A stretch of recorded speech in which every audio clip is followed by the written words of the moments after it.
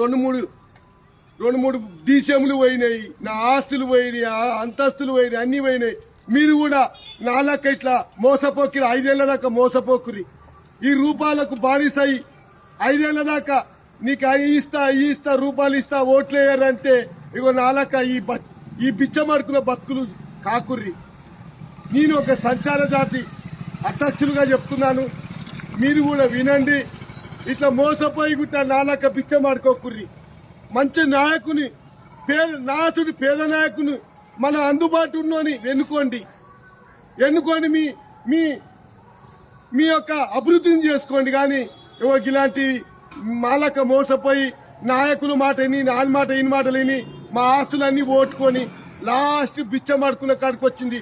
ఒక రాష్ట్ర సంచార జాతి అధ్యక్షులమై కూడా మేము బిచ్చమాడుకుంటున్నాం నాయన. ఇదే ఇచ్చిరు మాకు. ఇన్నేళ్ళు నమ్ముకుంటే మాత్రం మాకు ఇచ్చింది గిఫ్ట్ ఇది. మేము మోసపోయినాము.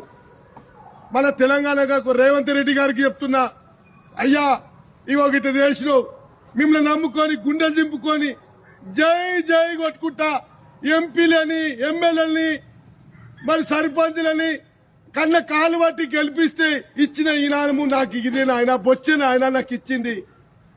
మరి రూపాయలు ఉన్నోని మాత్రం దేక్తుర్రు, కట్టలు ఉన్నోని దేక్తుర్రు నాయన.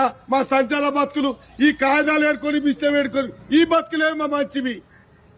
ఇక మేము ఏం చేయాలా? రేవంత్ రెడ్డి గారు మిమ్మల్ని నమ్ముకుంటే ఇది చేసిరు. మమ్మల్ని ఎంతో మా సంచార జాతుల గుర్తులు పోయి బిల్డింగ్లు అయితే అనుకుంటే ఆ పెద్ద కోటీశ్వరులు అయితే చేస్తారంటే ఏది నాయన? ఉన్న చిన్నప్పుడు సంపాదించిన ఆస్తులన్నీ పోయినాయి, అన్ని పోయినాయి, అంతస్తులు పోయినాయి, బొచ్చేసేకి ఇచ్చిర్రు.